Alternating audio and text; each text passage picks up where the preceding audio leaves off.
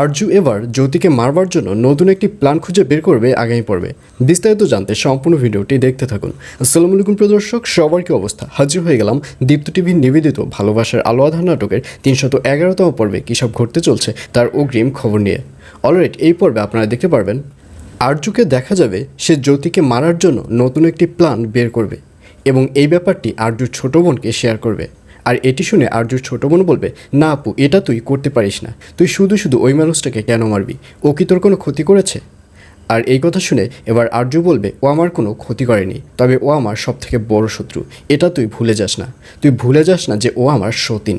এই বলে আরজুকে দেখা যাবে সে তার ছোটো বোনকে অবশেষে গলা চেপে ধরবে এবং এক পর্যায়ে তার ছোটো বোন ওখান থেকে বেঁচে যাবে এবং এক পর্যায়ে তার ছোটো বোন আর কোনো কথা বাড়াবে না, কারণ তার ছোটো বোন খুব ভালো করেই জানে যে এখানে যদি আবারও কথা বাড়ানো হয় তাহলে আবারও তাকে মারতে পারে। আর অন্যদিকে এবার ডিবি তারানাকে দেখা যাবে সে এবার নন্দিনীর কাছে আসবে এবং নন্দিনীকে বলবে, শোনেন, আপনার জন্য চার্জশিট রেডি হয়ে গেছে এবং আমি চাচ্ছি আপনার চার্জশিটটি আমি কমপ্লিট করি। তবে আমি যখন চার্জশিটটি কমপ্লিট করতে যাই তখন আপনার ছেলে অর্কর কথা মনে পড়ে যায়, আর এজন্যই আমি একটু আপনাকে ছাড় দিতে চাই। আমি চাচ্ছি যে আপনি সকল স্বীকারোক্তি স্বীকার করে নেন যে আপনি ওই কাজগুলো করেছেন। আপনি যদি সকল স্বীকারোক্তিতে হ্যাঁ পোষণ করেন তাহলে আপনার চার্জশিটটি আমি একটু ভালোভাবে করে দেব, যাতে করে আপনার শাস্তিটা একটু কম হয়। আর এই কথা শুনে নন্দিনীকে দেখা যাবে সে না পোষণ করবে। নন্দিনী বলবে, না, আমি যে কাজটি করিনি সেই কাজটি আমি কেন সবার সামনে হ্যাঁ পোষণ করব? আমি তো কোনো অপরাধ করিনি, তাহলে আমি কেন সবার সামনে স্বীকারোক্তি দিব? আমি যদি অপরাধ করতাম তাহলে আমি অবশ্যই স্বীকারোক্তি দিতাম।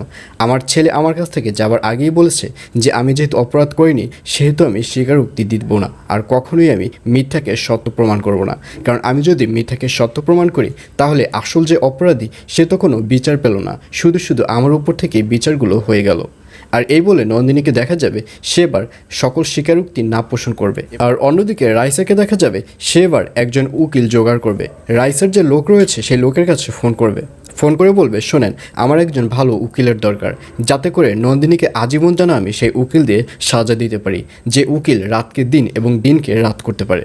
আর এই কথা শুনে রাইসার সেই লোক বলবে, আপনি কোনো চিন্তা করবেন না ম্যাডাম, খুব তাড়াতাড়ি আমি উকিল রেডি করে ফেলবো। আর এছাড়াও থাকবে আশ্চর্যের সকল ঘটনা। সুতরাং সবাইকে ভালোবাসার আলো আঁধার নাটকের আগামী পর্ব দেখার আমন্ত্রণ রইল।